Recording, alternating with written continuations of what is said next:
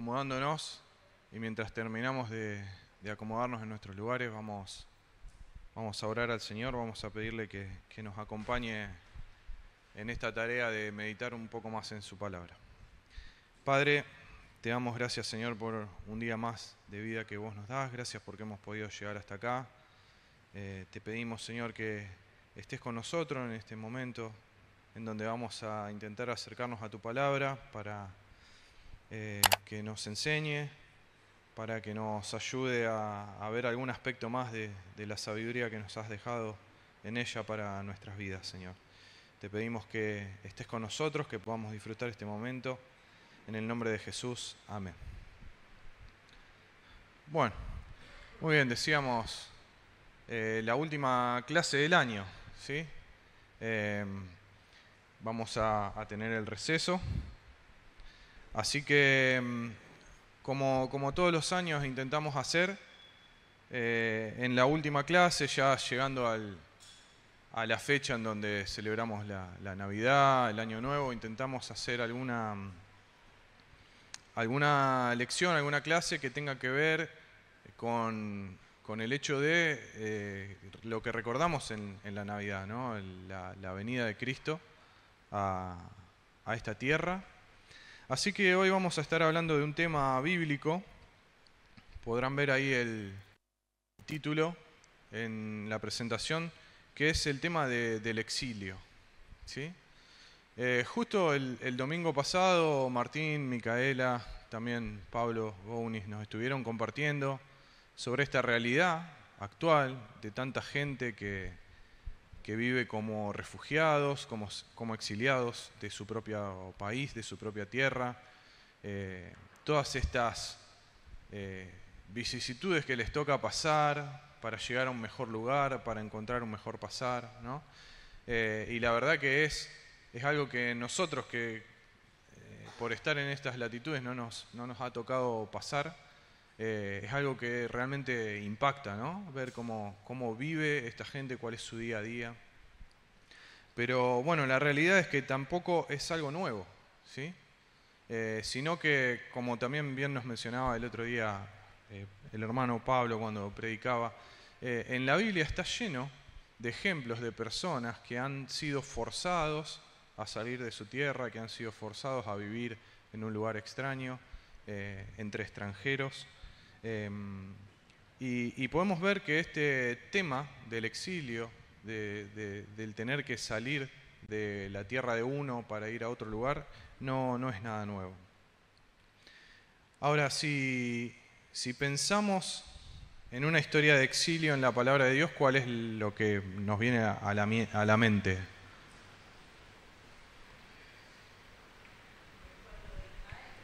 El pueblo de Israel. Tenemos, como decíamos, muchos ejemplos de personas, quizá individuales o pequeños grupos de personas a los que les ha tocado vivir en otro lugar, pero sin lugar a dudas, una de las historias más impactantes que tenemos sobre este tema en la Biblia es el exilio del pueblo de Israel y de Judá, tanto en Asiria como en Babilonia. Sobre todo, el que más detallado está, el de Judá en Babilonia, ¿sí? Entonces, lo que vamos a intentar ver es cómo este tema del exilio realmente es un tema importante en la Biblia y realmente es un tema que también es relevante para nosotros hoy, porque podemos decir, bueno, ¿de qué nos sirve conocer esta historia que sucedió hace tantos años? Pero vamos a intentar ver eso, ¿sí? Cómo este tema es importante en la Biblia y también importante para nosotros hoy, relevante. Ahora decíamos, en este exilio, el de Judá particularmente en Babilonia, nosotros tenemos relatos de personas que transcurrieron ese tiempo, esa época, y que nos ayudan a comprender un poco las sensaciones, los sentimientos, cómo ellos pasaban por ese momento, ¿sí? Por ejemplo, podemos ver en el libro de Lamentaciones, que generalmente se considera que fue escrito por el profeta Jeremías, que sabemos que transcurrió esa época de la historia. Y fíjense lo que dice para iniciar el libro, los primeros 5 versículos. Dice, ¿cómo ha quedado sola la ciudad populosa? La grande entre las naciones se ha vuelto como viuda. La señora de provincias ha sido hecha tributaria. Amargamente llora en la noche y sus lágrimas están en sus mejillas. No tiene quien la consuele de todos sus amantes. Todos sus amigos le faltaron, se le volvieron enemigos. Judá ha ido en cautiverio a causa de la aflicción y de la dura servidumbre. Ella habitó entre las naciones y no halló descanso. Todos sus perseguidores la alcanzaron entre las estrechuras. Las calzadas de Sión tienen luto, porque no hay quien venga a las fiestas solemnes. Todas sus puertas están asoladas, sus sacerdotes gimen, sus vírgenes están afligidas, y ella tiene amargura. Sus enemigos han sido hechos príncipes, sus aborrecedores fueron prosperados, porque Jehová la afligió por la multitud de sus rebeliones. Sus hijos fueron en cautividad delante del enemigo. ¿Sí? Vemos cómo nos pinta este panorama de tristeza, de desolación, puertas destruidas, calles vacías, un lugar donde había fiestas solemnes, donde se juntaba la gente para ir al templo, para celebrar al Señor y adorarlo. Ahora está vacío, hay tristeza, la gente llora, ¿sí? También tenemos algunos salmistas que, estando en el exilio, han escrito poemas que tenemos recogidos en el libro de los Salmos. Por ejemplo, el Salmo 137 dice: junto a los ríos de Babilonia, allí nos sentábamos y aún llorábamos, acordándonos de Sión. Sobre los sauces en medio de ella colgamos nuestras arpas, y los que nos habían llevado cautivos nos pedían que cantásemos, y los que nos habían desolado nos pedían alegría, diciendo: cantadnos alguno de los cánticos de Sión. ¿Cómo cantaremos cántico de Jehová en tierra de extraños? Si me olvidare de ti, oh Jerusalén, pierda mi diestra su destreza. Mi lengua se pegue a mi paladar, si de ti no me acordare. Si no enalteciere a Jerusalén como preferente asunto de mi alegría, oh Jehová, recuerda contra los hijos de Edom el día de Jerusalén, cuando decían: arrasadla, arrasadla hasta los cimientos. Hija de Babilonia la desolada, bienaventurado el que te diere el pago de lo que tú nos hiciste. Dichoso el que tomare y estrellare tus niños contra la peña. Fíjense lo fuerte, ¿no? La expresión del salmista. La tristeza que manifiesta, ¿sí? De estar lejos de su lugar, lejos de esa ciudad de Jerusalén, con sus opresores pidiéndoles que canten esas canciones que ellos solían cantar en el templo, probablemente. ¿Sí? Y vemos también ese sentimiento de enojo contra sus opresores, contra sus captores, anhelando que alguien venga y les dé el merecido por lo que ellos hicieron. Exactamente. Es una forma de decir muy fuerte que está esperando que venga alguien y haga lo mismo que Babilonia hizo con el pueblo de Judá. Entonces vemos estos dos ejemplos breves de cómo ellos sentían en este momento de su historia, estando lejos de su tierra, estando lejos de su ciudad, sabiendo que esa ciudad había quedado derrumbada, el templo prendido fuego, las casas, todo, ¿sí? Vemos cómo ellos se lamentaban y vemos cuán lejos estaba ese gozo, ese ánimo que había cuando ellos fueron formados como pueblo. ¿Se acuerdan en Éxodo 15 cuando Moisés, después de cruzar el Mar Rojo, canta esta canción junto con el pueblo de Dios? Vamos a ver ahí Éxodo capítulo 15, algunos versículos para hacer este contraste. Entonces estamos en Éxodo 15, ahí tenemos un pequeño extracto de algunos versículos. Dice que entonces cantó Moisés y los hijos de Israel este cántico a Jehová y dijeron: cantaré yo a Jehová porque se ha magnificado grandemente, ha echado en el mar al caballo y al jinete. Jehová es mi fortaleza y mi cántico, y ha sido mi salvación. Este es mi Dios y lo alabaré, Dios de mi Padre y lo enalteceré. Ven ahí la alabanza, ¿sí?, hacia el Señor por la obra que acaba de realizar. Versículo 11.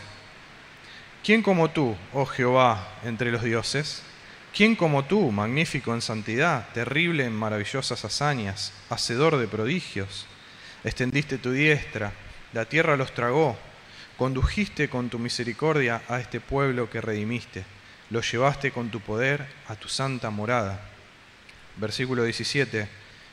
Tú los introducirás y los plantarás en el monte de tu heredad, en el lugar de tu morada que tú has preparado, oh Jehová, en el santuario que tus manos, oh Jehová, han afirmado. Jehová reinará eternamente y para siempre. Se ve claramente el contraste, ¿no? Acá este pueblo alabando y gozándose porque Dios los ha redimido de la aflicción de Egipto. ¿Para qué? ¿Cuál es el propósito? Que nos deja acá en claro el texto. Háblenme fuerte que con la lluvia no se escucha nada de acá. ¿Para qué los redimió Dios, según el texto? Para que cuenten sobre Él, para plantarlos, dice allá Seba, para plantarlos, dice acá, en su santa morada, en su monte. El propósito es llevarlos a habitar con Él una vez más. Entonces, vemos acá ese contraste de decir, ahora están gozosos porque Dios los redimió, porque Dios los salvó y porque van a habitar con Él una vez más en la tierra prometida, pero lo comparamos con los que leímos antes, el Salmo, las Lamentaciones, y los vemos lejos de esa tierra, lejos de Dios, lamentándose. Entonces nos preguntamos, ¿qué pasó? ¿Cómo puede ser que el pueblo que Dios escogió para, como decía Iris, para que manifieste su persona al resto de las naciones, acabe en esta situación, ¿no? Pero bueno, la Biblia tampoco nos deja sin respuesta a esa pregunta. Entonces, por ejemplo, nosotros podemos leer en el profeta Jeremías, que antes hablábamos de él, capítulo 15, dice, porque ¿quién tendrá compasión de ti, oh Jerusalén? ¿Quién se entristecerá por tu causa? ¿O quién vendrá a preguntar por tu paz? Tú me dejaste, dice Jehová, te volviste atrás. Por tanto, yo extenderé sobre ti mi mano y te destruiré. Estoy cansado de arrepentirme. Aunque los aventé con aventador hasta las puertas de la tierra y dejé sin hijos a mi pueblo y lo desbaraté, no se volvieron de sus caminos. Versículo 13. Tus riquezas y tus tesoros entregaré a la rapiña sin ningún precio, por todos tus pecados y en todo tu territorio. Y te haré servir a tus enemigos en tierra que no conoces, porque fuego se ha encendido en mi furor y arderá sobre vosotros. Entonces vemos ahí un ejemplo, uno de los tantos que podemos encontrar sobre todo en los libros de los profetas, que nos mencionan por qué Dios está tomando esta decisión, podríamos decir, o por qué Dios está dejando, mejor dicho, que suceda lo que está sucediendo cuando ellos están siendo llevados a Babilonia. ¿Qué pasó, según este texto? ¿Qué fue lo que sucedió con este pueblo? Se apartaron de Dios.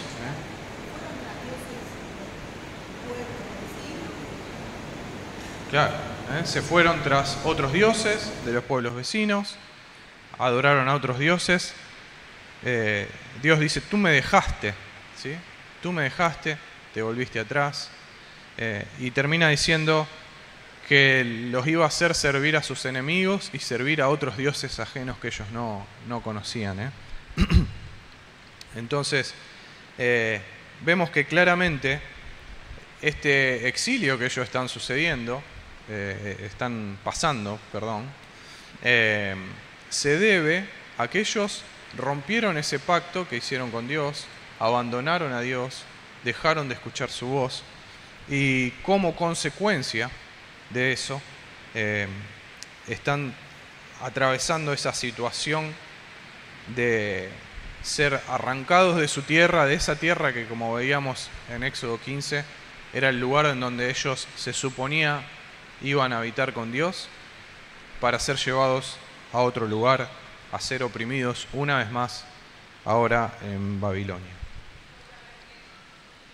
¿Cómo? Otra vez Génesis, exactamente, ¿sí? Vamos a ver cómo Dios ya había advertido sobre esto. Vamos a buscar, por favor, Deuteronomio capítulo 28. Porque esto no es que toma por sorpresa, ¿sí? O no debería haber tomado por sorpresa al pueblo de Israel, cuando Dios claramente ya había dejado en claro lo que podía llegar a suceder si ellos no escuchaban su voz, si ellos decidían, como en Génesis, seguir sus propios criterios. Deuteronomio 28, empezando en versículo 15, dice: pero acontecerá, si no oyeres la voz de Jehová tu Dios, para procurar cumplir todos sus mandamientos y sus estatutos que yo te intimo hoy, que vendrán sobre ti todas estas maldiciones y te alcanzarán. Dice: maldito serás tú en la ciudad, maldito en el campo, maldita tu canasta y tu arteza de amasar, maldito el fruto de tu vientre, el fruto de tu tierra, la cría de tus vacas y los rebaños de tus ovejas. Maldito serás en tu entrar y maldito en tu salir. Avanzamos al versículo 32 y fíjense lo específico, Dice: tus hijos y tus hijas serán entregados a otro pueblo, tus ojos lo verán y desfallecerán por ellos todo el día, y no habrá fuerza en tu mano. El fruto de tu tierra y de todo tu trabajo comerá pueblo que no conociste, y no serás sino oprimido y quebrantado todos los días. Jehová te llevará a ti y al rey que hubieres puesto sobre ti, a nación que no conociste, ni tú ni tus padres, y allá servirás a dioses ajenos, al palo y a la piedra. Entonces vemos cómo desde el primer momento, ¿sí? Acá está en Deuteronomio, recordamos, estamos antes de que el pueblo entre a la tierra prometida, ¿sí? Los últimos discursos de Moisés, antes de que esta nueva generación de israelitas haga el cruce del río Jordán. Entonces vemos cómo desde ese primer momento de la nación, ellos sabían que si en algún momento ellos dejaban de escuchar a Dios, dejaban de prestar atención a su instrucción, dejaban de seguir sus caminos para seguir su propio camino, esta era una consecuencia inevitable, ¿sí? Entonces vemos cómo se cumple en la historia de Israel esto que Dios ya les había advertido.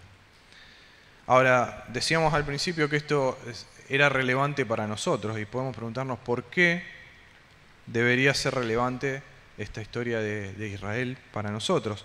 Porque justamente, como decía Marta, es como volver al Génesis. La historia de Israel representa en su historia la historia de la humanidad completa, ¿sí? Un pueblo, o podríamos compararlo con la humanidad, creados para habitar en la presencia de Dios, creados para vivir en comunión con Dios, pero que acaban exiliados, lejos de la presencia de Dios, separados, en una tierra hostil, en una tierra extraña, en una tierra ajena. Cuando comparamos la historia de Israel, del exilio de Judá, con los capítulos del 1 al 11 de Génesis, ¿sí? Recuerdan que del 1 al 11 que relata, ¿qué relata? ¿Se acuerdan?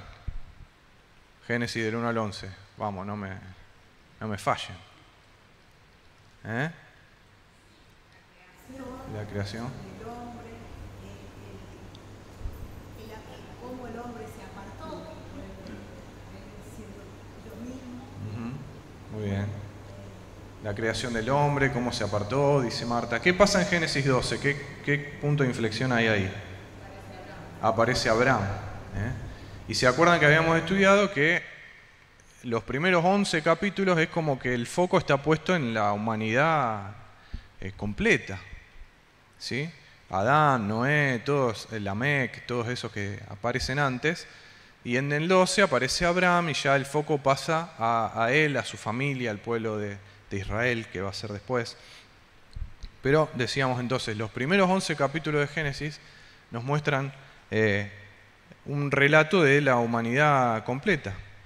Y cuando vemos la historia de la creación, por ejemplo, vemos que nos dice que Dios tomó a ese hombre que había formado de la tierra y ¿qué hizo?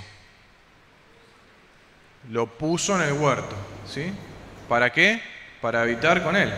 En ese espacio en donde el cielo y la tierra estaban unidos, el hombre que Dios había formado es tomado por Dios y puesto en ese huerto. Así como decíamos antes, Israel fue tomado de Egipto para ser llevado al monte santo de Dios, para ser llevado a la morada de Dios y habitar con él. Y ambos, así como dijimos, Israel rompió el pacto, se olvidó de lo que Dios le recomendó, le instruyó y rompió ese pacto, también Adán, cuando rompió ese mandamiento único que tenía de no comer del árbol del conocimiento del bien y del mal. Y ambos acaban exiliados. Y en la historia de Génesis del 1 al 11, si bien en el medio tenemos ese intento, podríamos decir, de reinicio con Noé, ¿a dónde termina la humanidad completa? En Babel. En Babel. En Babel. Entonces nosotros podríamos ver así una comparación, ¿sí? La humanidad yendo desde ese lugar sagrado de Edén, ese monte de Dios donde ellos habitaban, y terminando en Babel, intentando hacer su propio monte, como nos explicaba la otra vez Franco, con esa representación del cielo en la punta, intentando llegar a los cielos. Y después la historia de Israel, donde ellos están en ese monte Sión, donde está el templo, ese templo que está lleno de figuras que apuntan al Edén, ¿se acuerdan que tiene grabados de plantas, flores? Y terminan en el mismo lugar, en Babilonia, ¿sí? Entonces, esto nos ayuda a hacer una relación entre estas dos historias. Entonces, figuradamente podríamos decir que la humanidad completa está en una condición de exilio, ¿sí? Por eso decíamos, por eso es relevante esto que estamos viendo. Porque todos, como humanidad, hemos sido exiliados de la presencia de Dios. La historia de Israel es una figura, podríamos decir, de una realidad mucho mayor de toda la humanidad, ¿sí? Como Pablo lo dice en Romanos 3:23, por cuanto todos pecaron, están destituidos de la gloria de Dios, es decir, estamos separados de Dios. Ahora, Israel, Judá, ¿vuelve? ¿Sale de Babilonia en algún momento? Sí, ¿cierto? Tenemos libros que nos relatan también esa parte de la historia.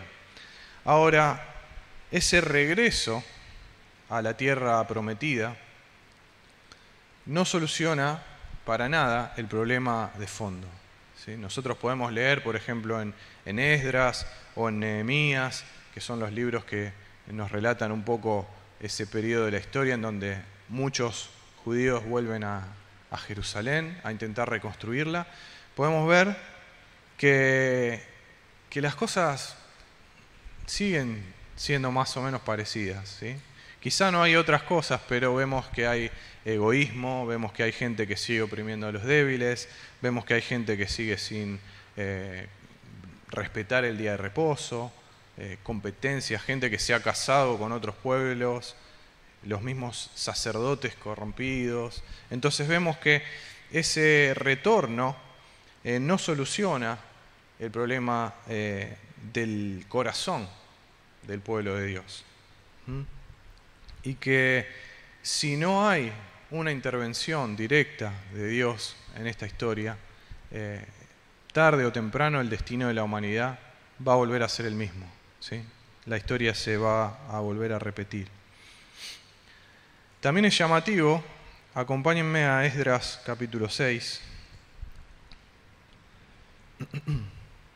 Esdras 6, vamos a leer algunos versículos allí. cuando nos relatan la dedicación de este nuevo templo que ellos construyen. ¿Sí? ¿Se acuerdan que ellos, como decíamos, regresaron y primero comenzaron a reconstruir el templo, después vino Nehemías a reconstruir las murallas?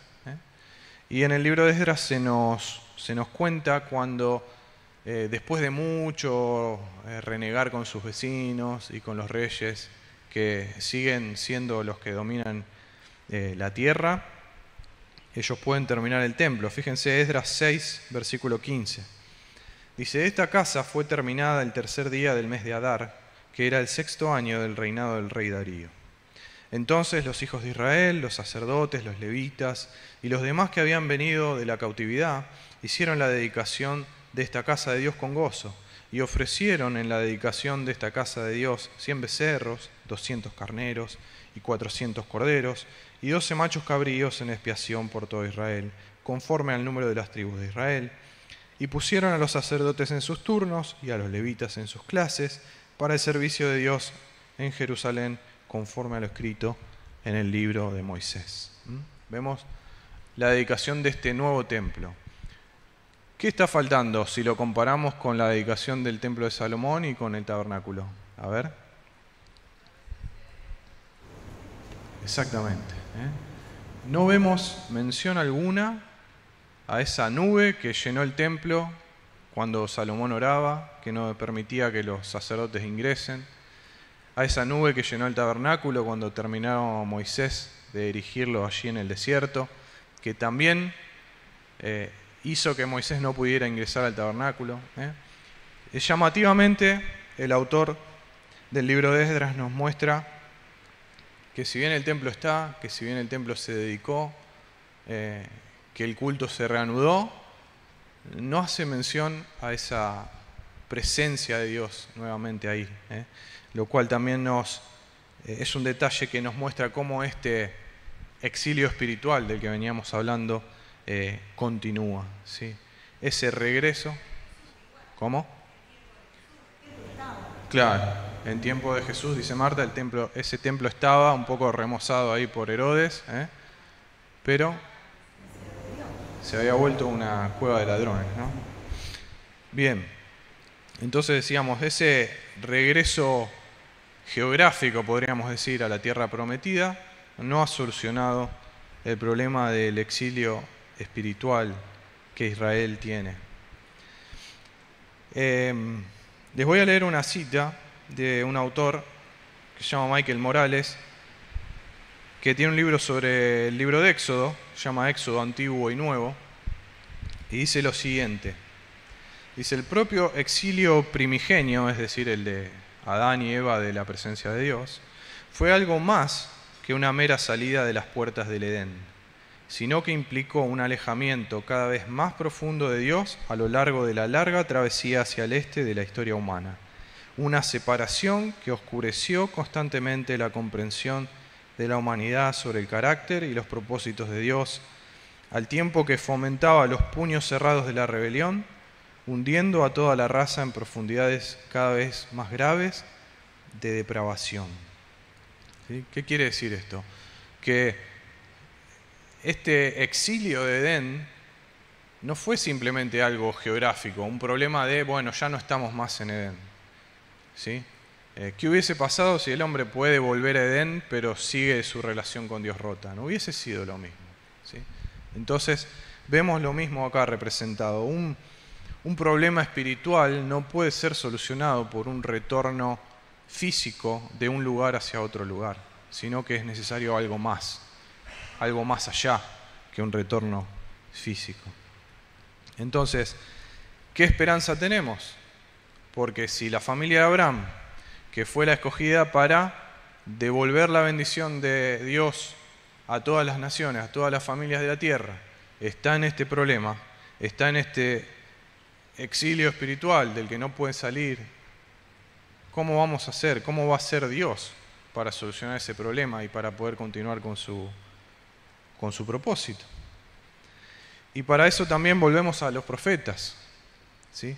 Porque ellos plantearon la necesidad de una intervención directa de Dios en la historia de Israel y por ende en la historia de la humanidad. Ellos dejaron en claro que para poder volver de ese exilio espiritual en el que el pueblo de Israel se encontraba, era necesario un nuevo Moisés, un nuevo David, un nuevo rey, ¿sí?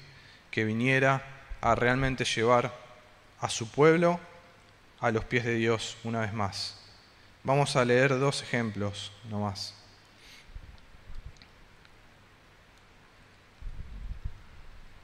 Ahí tenemos, por ejemplo, ejemplos de Ezequiel y de Jeremías.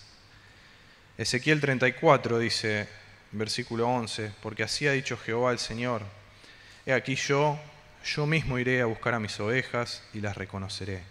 Como reconoce su rebaño el pastor el día que está en medio de sus ovejas esparcidas, así reconoceré mis ovejas y las libraré de todos los lugares en que fueron esparcidas el día del nublado y el día de la oscuridad. Y yo las sacaré de los pueblos y las juntaré de las tierras, las traeré a su propia tierra y las apacentaré en los montes de Israel, por las riberas y en todos los lugares habitados del país. En buenos pastos las apacentaré, y en los altos montes de Israel estará su aprisco. Allí dormirán en buen redil, y en pastos suculentos serán apacentadas sobre los montes de Israel. Yo apacentaré mis ovejas, y yo les daré aprisco, dice Jehová el Señor. Yo buscaré la perdida, y haré volver al redil la descarriada. Vendaré la perniquebrada y fortaleceré la débil, mas a la engordada y a la fuerte destruiré, las apacentaré con justicia. Sí, vemos ahí esta figura de cuántas veces Dios dice, yo mismo iré, yo buscaré, yo reconoceré, yo las traeré. Y también la menciona a los montes de Israel. Jeremías, capítulo 23, en la misma sintonía, dice, ay de los pastores que destruyen y dispersan las ovejas de mi rebaño, dice Jehová. Por tanto, así ha dicho Jehová, Dios de Israel, a los pastores que apacientan mi pueblo. Vosotros dispersasteis mis ovejas y las espantasteis, y no las habéis cuidado. He aquí que yo castigo la maldad de vuestras obras, dice Jehová. Y yo mismo recogeré el remanente de mis ovejas de todas las tierras donde las eché, y las haré volver a sus moradas, y crecerán y se multiplicarán. Y pondré sobre ellas pastores que las apacienten, y no temerán más, ni se amedrentarán, ni serán menoscabadas, dice Jehová. He aquí que vienen días, dice Jehová, en que levantaré a David renuevo justo, y reinará como rey, el cual será dichoso, y hará juicio y justicia en la tierra. En sus días será salvo Judá, e Israel habitará confiado, y este será su nombre con el cual le llamarán Jehová, justicia nuestra. Si vemos ahí la misma idea, Dios revirtiendo lo que los líderes de Israel provocaron, este alejamiento de Dios, este esparcimiento entre las naciones de la tierra de ese pueblo de Dios, y Él mismo yendo a buscar a esas ovejas perdidas, ¿sí? Y acá nos añade esto de, voy a levantar un renuevo justo del linaje de David, que va a reinar con justicia.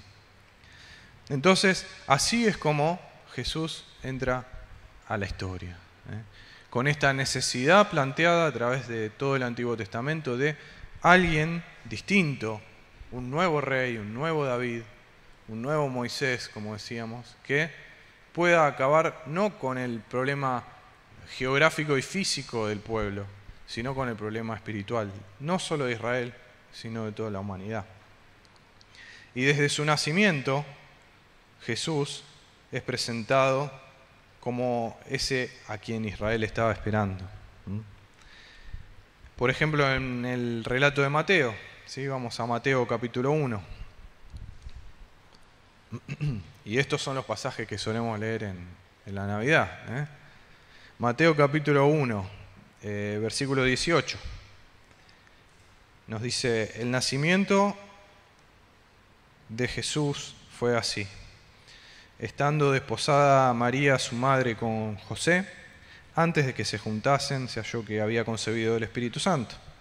José, su marido, como era justo y no quería infamarla, quiso dejarla secretamente. Y pensando él en esto, he aquí un ángel del Señor le apareció en sueños y le dijo, José, hijo de David, no temas recibir a María, tu mujer, porque lo que en ella es engendrado del Espíritu Santo es. Y dará a luz un hijo, y llamará su nombre Jesús, porque él salvará a su pueblo de sus pecados. Vemos ahí cómo Mateo hace hincapié en que este niño que está por nacer, que es hijo de Dios, engendrado por el Espíritu Santo, va a salvar a su pueblo de sus pecados. Vamos a Lucas ahora. Lucas capítulo 1 también. Y Lucas no solo nos va a contar la historia del nacimiento de Jesús, sino que nos va a contar también la historia del nacimiento de Juan el Bautista. Y el papá de Juan, ¿se acuerdan cómo se llamaba? Zacarías, sacerdote. Después de que nace su hijo y él puede volver a hablar, porque había quedado mudo, va a ser como un cántico, un salmo, ¿sí? Y vamos a leer ahí, Lucas capítulo 1, versículo 68. Vamos a ver esta partecita de lo que Zacarías expresaba al Señor en alabanza después de que nació su hijo.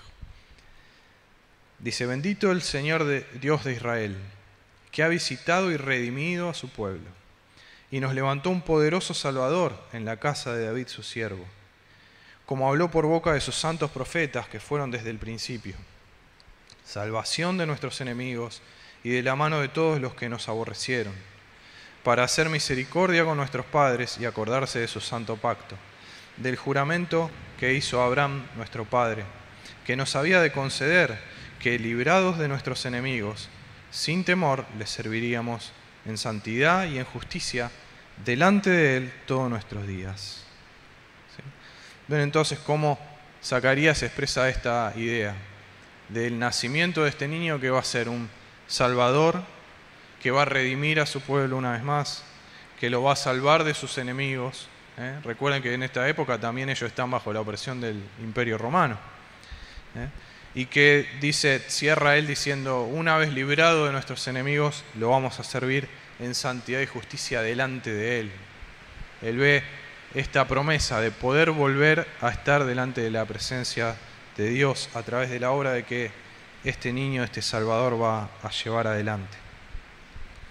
Ahora, ya que entonces decíamos la humanidad se alejó de Dios y no podía volver a acercarse por sus propios medios, Jesús vino predicando que ese reino de Dios se había acercado a nosotros a través suyo. Y en esa noche, en Belén, en el nacimiento de Jesús, Dios mismo se hizo como uno de nosotros, dejando su morada al lado del Padre. Jesús, entre comillas podríamos decir, se exilió con nosotros para venir a buscarnos. ¿Sí? Esto lo vemos en un montón de pasajes. Por ejemplo, Filipenses 2, que siempre lo traemos a memoria, ¿no?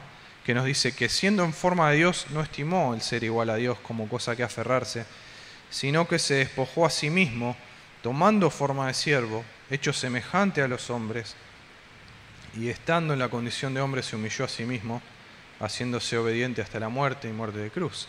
Vemos cómo Él, siendo como igual a Dios, vino y se hizo como uno de nosotros para venir a buscarnos. Primera Pedro, capítulo 3, dice que también Cristo padeció una sola vez por los pecados, el justo por los injustos, para llevarnos a Dios. De esto hablábamos la otra vez también, hace un par de clases. Ese propósito de Jesús de venir a buscarnos para llevarnos una vez más a Dios, para que suceda lo que pasó en aquel éxodo primero, ¿no? De sacarnos de esa tierra de opresión para llevarnos una vez más a la morada del Padre. Jesús mismo en Juan 14 dijo: yo soy el camino y la verdad y la vida, nadie viene al Padre sino por mí. ¿Sí? Entonces, en esta época del año nosotros recordamos ese hecho, esa encarnación de Jesús, ese nacimiento como un ser humano de Dios mismo. ¿Para qué? Para venir a solucionar este problema que teníamos de exilio de la presencia de Dios. Para venir a buscarnos, para acercarse Él a nosotros, ya que nosotros no podíamos acercarnos a Él, y de ese modo redimirnos una vez más de ese lugar extraño en el que estábamos, porque recordemos, fuimos creados para habitar en la presencia de Dios. Ese es nuestro verdadero hogar. Y aún hoy vivimos en este mundo que no se rige por los valores de Dios, que no se rige por los valores del reino de Dios, ¿sí? Pero sí ya tenemos ese camino abierto para que todos los que hemos decidido seguir a Jesús y los que decidan seguir a Jesús, creer en su evangelio, puedan empezar a emprender ese retorno definitivo a la presencia de Dios de esta humanidad exiliada de la que todos somos partes. Así que recordemos esto, que Jesús se hizo uno de nosotros, como nosotros, para venir a buscarnos y sacarnos de este mundo en el que estábamos exiliados espiritualmente y poder llevarnos una vez más a nuestro hogar, a la presencia de nuestro Padre. Padre, gracias te damos por tu palabra. Te pedimos que tu Espíritu Santo, Señor, sea el que obre en nuestros corazones, ayudándonos a meditar en estas porciones de tu palabra que hemos estado leyendo y pensando, Señor, en su significado. Y que nos ayudes a apreciar, Señor, la obra de Jesús, que nos vino a buscar para que realmente podamos volver a tu presencia, Señor. Que podamos aprovechar que ya podemos disfrutar de esto mientras esperamos la redención completa de este mundo para que esa redención sea plena y podamos estar ya sin estorbos, sin barreras delante de vos, Señor. Te damos gracias por estar acá, Señor, y porque vos estás con nosotros, y te pedimos que siga siendo así el resto de esta reunión. En el nombre de Jesús, amén.